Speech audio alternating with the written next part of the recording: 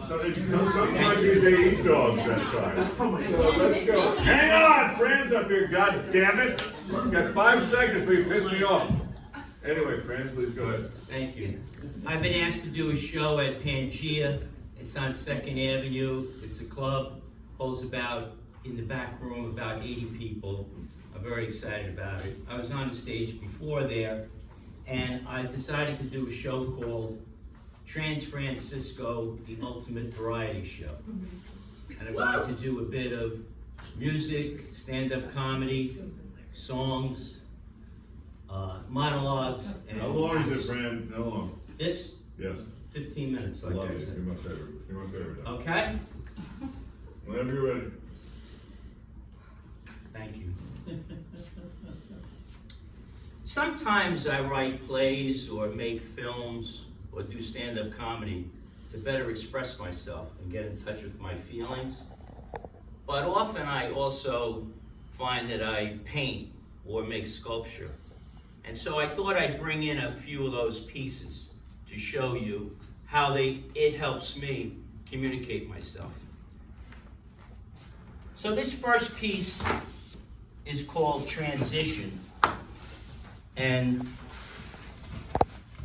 describes and has helped me describe to other people the 2 significant transitions that I went through in my life, starting about 12 or 13 years ago. One transition was from left brain to right brain, mostly left brain to mostly right brain. Left brain is analytical, structured thinking. Right brain is mostly creative, sensitive, and stuff like that.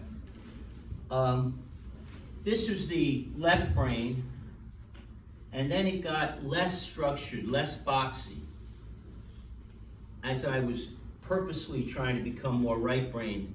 And then I noticed in my own life, these objects that I had in my head started taking on different forms, maybe even some musical. And then as they went and became more right-brained, my world seemed to be going upside down, partly because of less money and partly because of less time that I was focused on things that I was structured about, as I sought more creative things. And so it got more spiritual, more passionate, and all of that came up from, I don't know if you can you see the bottoms of these in the back? You know what I'm gonna do is I'm gonna put it up on this chair. Yes. Okay? Next time I'll come with a ooze. Okay, and all of that came up from this ooze. That was one, and at the same time I was going through that transition, I was going through an equally significant transition from male to female. And both of them sort of complemented and supercharged each other. So I tried to designate that with this door that had on one side a male and on the other side a female, because my life had been somewhat of a revolving door as a cross-dressing male from age 9. And then finally when I turned it, the female got more accentuated. So that's this piece.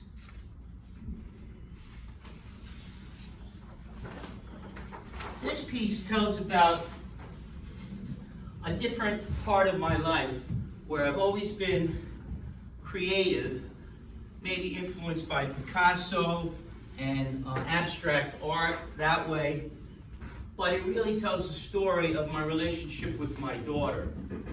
When Kelly was 5 years old, we laid on a living room floor, our living room floor, with a piece of cardboard about as big as this, and she had colored pencils and markers, and I helped her a little bit, but mostly this is her doing these designs and filling in the colors. My wife and I loved the piece. We had it in the living room, then it moved into the closet, and then finally it moved outside.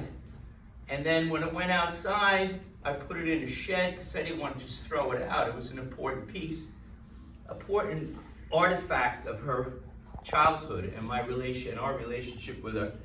So I put it in a shed, and it was behind this door, and for 30 years. And then a couple of years ago, I went out and I was trying to get something out of the shed, and I was trying to jam the door open, and lo and behold, it was behind the door. I took it out, I had it imaged onto canvas, and when it was imaged onto canvas,